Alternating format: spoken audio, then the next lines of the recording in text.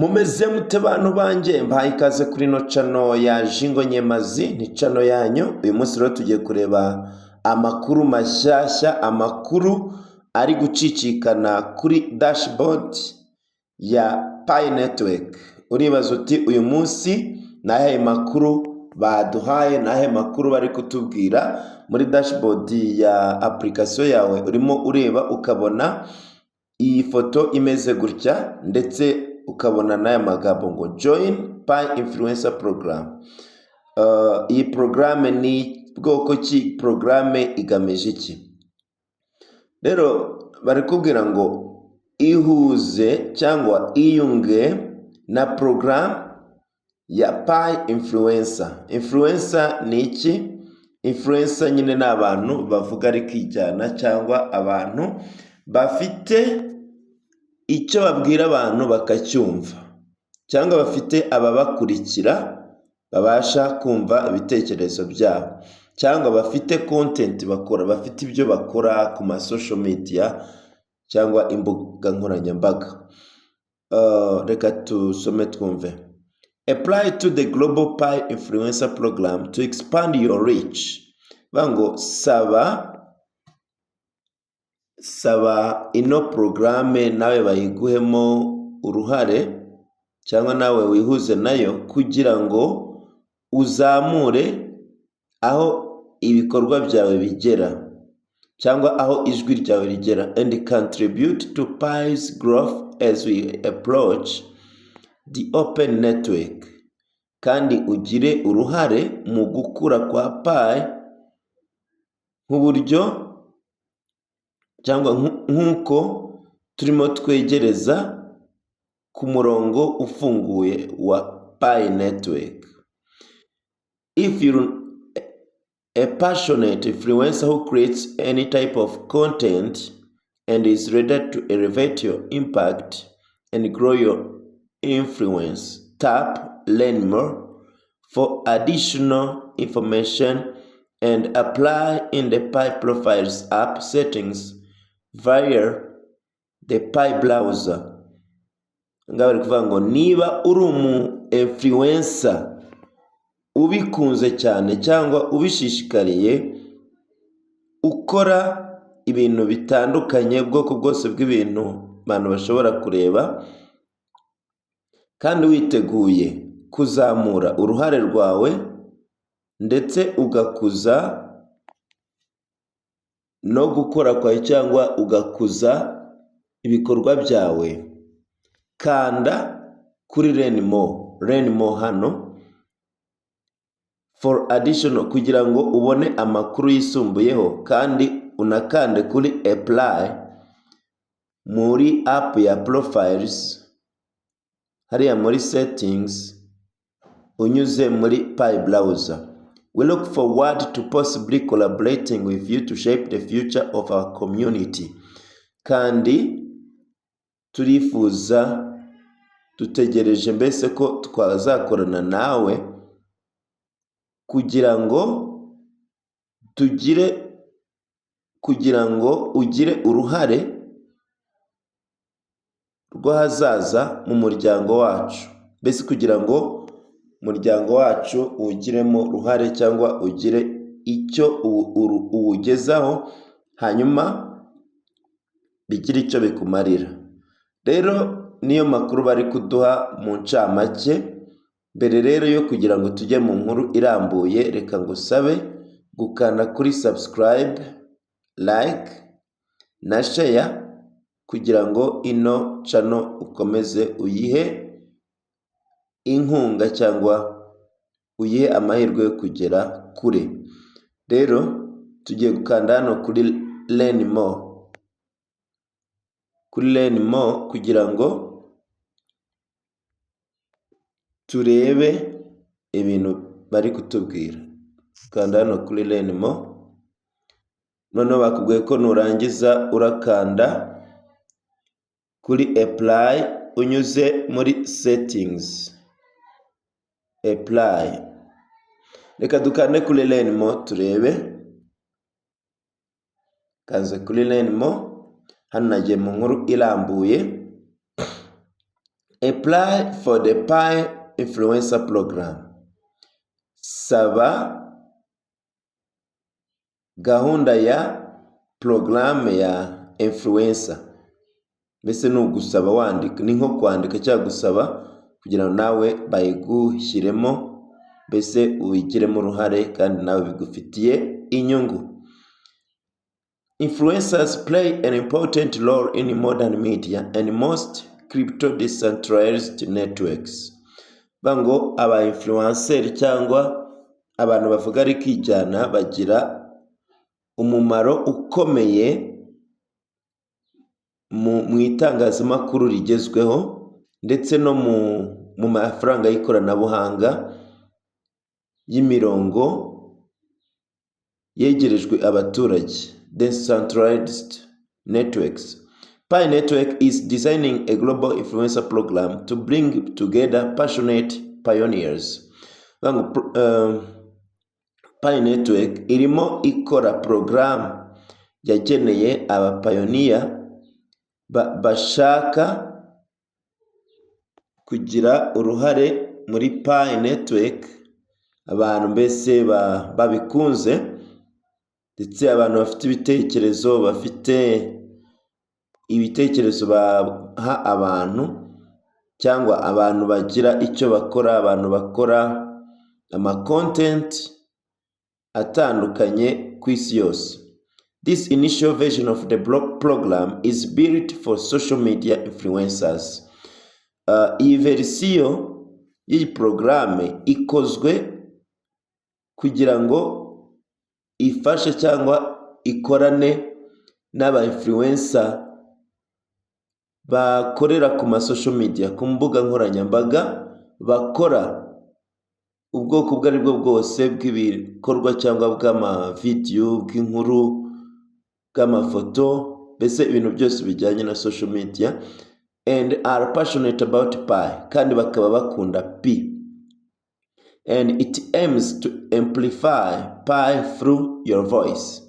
Kandi ishaka kuzamura Pi binyuze mu ijwi ryanyu, expand your reach, mukagera kure, kuko Pi Network ifitwe n'abantu benshi cyane, miliyoni zirenga 60, and reward your efforts for helping drive the adoption and understanding of Pi as we progress towards open network.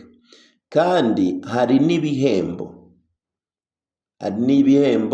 byo guhemba ibikorwa byawe kugira ngo abantu bakire cyangwa bemere gukorana na Pi kandi banayumve, nk'uko turimo tugana kuri open network cyangwa tugana mu gihe cyo gushyira iri faranga ku isoko. Through strategic content creation and community engagement, influencers will help expand the influence of Pi, educate people outside of the community about Pi. Binyuze mu bikorwa abantu bagenda bakora ndetse no kwiyemeza k'umuryango, aba influencer bazafasha gukwirakwiza Pi no kwigisha abantu bari hanze ya community ya Pi, kandi bizatuma bongera imbaraga uyu murongo cyangwa network kugira ngo tugane muri open networks goals, kugira ngo tugere ku ntego zo gufungura rino faranga twari twihaye. Keeping the network vibrant and poised for the next phase of growth, kugira ngo iyi network cyangwa uyu murongo cyangwa iri huzanzira rikomere kandi rigire imbaraga, ryitegure gukura cyangwa kuzamuka, rigere ku rundi rwego. Nibyo rero bari kuvuga. Noneho tugiye kureba how to apply for the Pi Influencer Program. Ni gute wakwapplyinga cyangwa wasaba kugira ngo nawe bagushyire muri no program. Icyambere, visit the Pi Profiles app via the Pi browser. Urasura iriya program cyangwa iriya app ya profiles unyuze muri Pi browser. Tap on profile settings button. Uranyura kuri settings za profile kuri buto ya setting and select the social media platform you'd like to apply with you. YouTube, Instagram, Twitter or TikTok. Anga harimo YouTube, Instagram, Twitter cyangwa TikTok. Anga Facebook ntayo muri kubona mu Facebook nuko isanzwe n'ubundi isabwa kuba mbese abantu bagomba kuyikoresha. Mbese Facebook nayo iri mu byo usabwa mu gihe ufunguye konti hano kuri Pi Network. Kugira ngo murayizi, Facebook, email na nimero ugomba no kubiverifiya. Kandi mu minsi ishize murabizi ko mu gihe batubwiraga ngo dukore settings, batubwiraga ko tuzahuza na social media zacu, ariko bakwereka ko bitari byakunda. Rero ubu ngubu byakunze kuhuza Pi Network yawe na social media zawe. Icya kabiri, provide your details, enter your social media handle and your follower count. Anga uzajya urashyiramo username yawe kandi ushyiremo n'umubare w'abantu bagukurikira. Murabyumva? Anga urashyiramo username yawe, ushyiremo n'umubare w'abantu bagukurikira, noneho kande kuri verify. Gatatu, verify your account ownership and influence by creating a new post or updating an existing post on your chosen social media account with your Pi referral link that contains your Pi username, and then provide the link to your post in the form.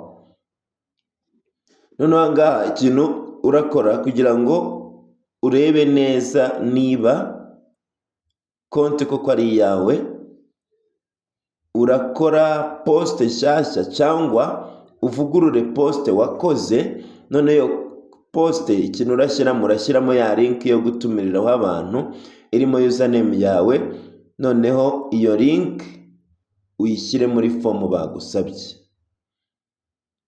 The Pi referral link will help our system easily and accurately identify your Pi username out of all other text in your post. Vango username yawe, iriya link ya Pi iraza kudufasha cyangwa iraza gufasha systeme zacu kumenya neza username yawe bivuye muri text iriya nyine iri muri karakantu twohereza abo dutumira. You can use the provide image or one of your own that makes sense to your audience. Urakoresha iriya foto baduhaye hariya muri dashboard cyangwa ukoreshe iyawe ihura na audience zawe cyangwa ihura n'abantu bagukurikira, and make sure to include your Pi referral link in the description of your post. Kandi umenye neza ko washyize iriya link yawe y'aba referral bawe, iriya nyine wagiye batumiriraho muri description, such as join me on minepi.com, ariya nyine akajyamo na username yawe. Once done, copy the link to your post and paste in the form. Agree to the terms of service and you're all set. None igihe wabirangije ibyo byose, urahita ufata iyo link iyo post yawe uhite noneho uyishyira muri form. Noneho wemere nyine amategeko n'amabwiriza ya service, none ibintu byayo byose byemere. Thank you for your interest in joining the Pi Influencer program. Tugushimiye kwemera kwihuza na program ya influencer. If you are accepted, we will reach out with detailed information about the perks, rewards, and the next steps you need to take. Igihe ibintu byawe bizemerwa cyangwa uzemererwa gukorana na Pi, anga bazagwa andi makuru arambuye ku bijyanye n'ibihembo, ku bijyanye n'ibintu ushobora gushyiraho ndetse n'intambwe zindi uzakenera gutera cyangwa ibindi bintu uzakora. We appreciate your enthusiasm in expanding Pi Network's reach and look forward to possibly collaborating with you to shape the future of our community. Kandi tugushimiye uburyo wemeye gukwirakwiza Pi, kandi dutegereje gukorana nawe kugira ngo tugene ahazaza ha community cyangwa umuryango. Pi Network aims to transition to open network in 2024. Pi Network mbese ifite intego zo gushyira hanze ifaranga muri 2024. Barongeye babigarutseho. Contingent upon meeting specific conditions and strategic objectives detailed in the announcement here. Kandi ibyo bizaterwa na kondisiyo zashyizweho ndetse n'intego bashyizeho amakuru arambuye, mbese basobanuye neza hano mu itangazo. Ushaka nyine gusoma iri tangazo wakanda hano kuri here. This transition hinges on the collective efforts from our community and the impact of external factors. Ahangaha mbese kugira ngo iki gikorwa kibo cyangwa iri faranga rifungurwe, byose bizaterwa n'imbaraga zacu zishyizwe hamwe. Mbese abapiyoniye bagomba gushyira hamwe imbaraga, ndetse bigaterwa n'impamvu zo hanze. Impamvu zo hanze harimo nk'ibiza, harimo intambara, mbese ibintu nk'ibyo bagiye bavuga ko ibyo bintu bishobora gutuma Pi Network bayifungura cyane bayifungura. Mu gihe mbese ibintu bimeze neza nta kibazo bazayifungura. For a full understanding of the requirements that influence our advancement towards the open network milestone, please refer to the full announcement. Kugira ngo umenye ibisabwa kugira ngo mbese iyi network cyangwa iri faranga rijye ku isoko, urareba itangazo ryose. Rero itangazo baduhaye ni iringiri. Rero tugiye kureba uburyo ushobora guhuza social media zawe na Pi Network. Tugiye noneho kubisaba, tugiye muri za settings za profile, turebe uburyo dushobora guhuza Pi Network na social media zacu. Ngiye guhita njya muri Pi browser, noneho mpite nyura hano kuri profiles, app ya profiles. Noneho turebe mu by'ukuri ko ibintu bikunda, hanyuma noneho turebe ko aya mahirwe nayo twayabona.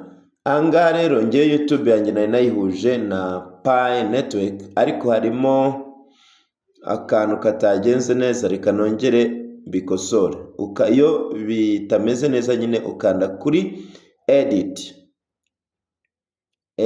ngiyi. Nashyizemo handle yanjye cyangwa username yanjye, shyiramo n'abankurikira uko bangana. Hano ni 455. Noneho ugahita ukanda kuri verify. Ahangaha rero murabona ko nashyizemo na link irimo ya username yanjye. Ahangaha rero uhita ukanda kuri hariya kuri kariya kantu kabyemeza, noneho uka updating application. Reka noneho bari kumbwira ngo nta change zabayeho bavumbuyemo. Reka noneho subire kuri YouTube ndebe iriya post, noneho nyisharinge mite nko payinga link, ngo murabibona. noneho kanze nyishyira ahangaha, kanze iyi ngiyi irimo nyisibe,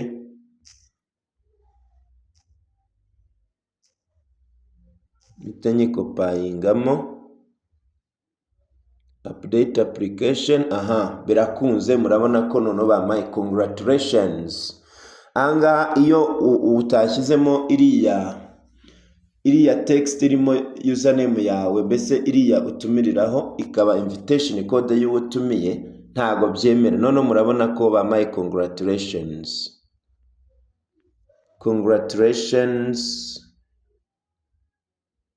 Murabona ko byakunze. Noneho reka tujye ahandi. Ubusabe bwanjye ariko buri pending, mbese barimo babukoraho, ngenda tegereje. Noneho reka njye kuri Instagram nayo reka njyeho.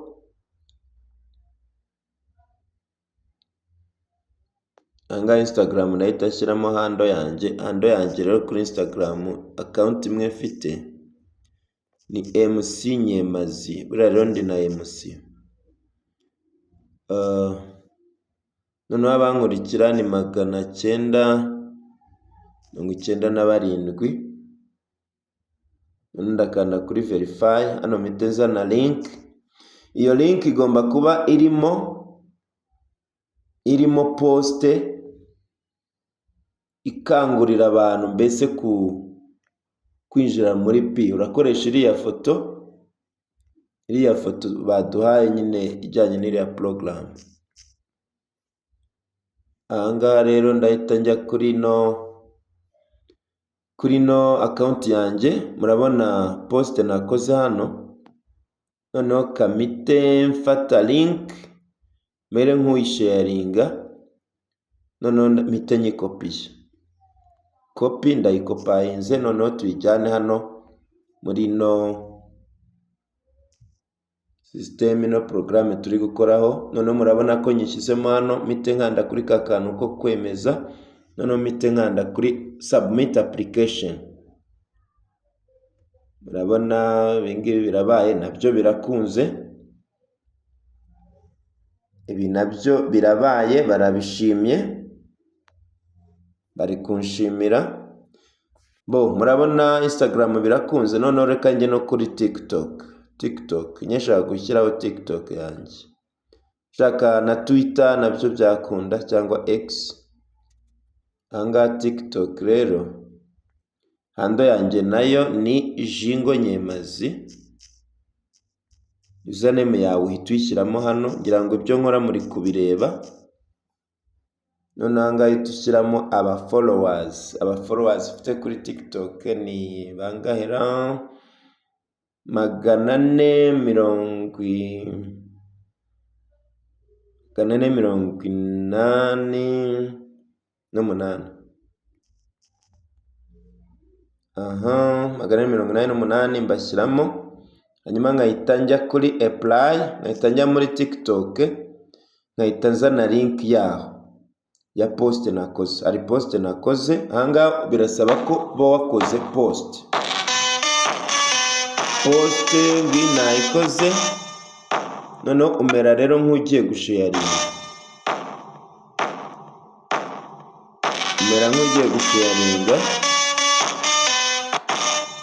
Noneho iyo ugiye gusharinga rero uhita ufata ya link yawe.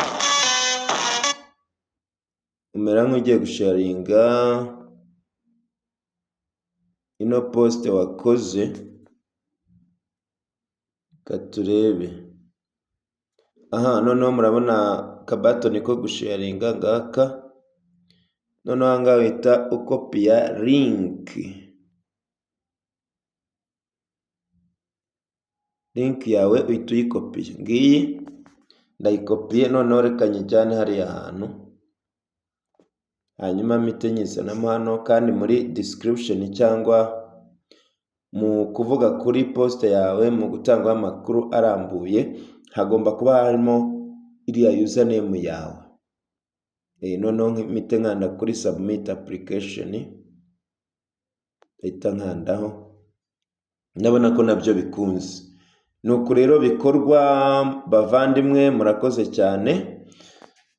nizeye ko ibintu namwe mugiye kubikora bikazabagirira umumaro, kandi mwumvise ko harimo n'ibihembo mu minsi iri imbere, aba influencers bazajya babahemba. Murakoze rero, Imana ibahe umugisha, mukomeze mukurikire channel yanjye, mukomeze murebe videos, mukomeze mu liking videos, mu sharing, mbese muyigeze kure. Reka rero dusoreze hano, naho ubutaha tubabwira andi makuru atandukanye arimo acicikana ku mihanda, arimo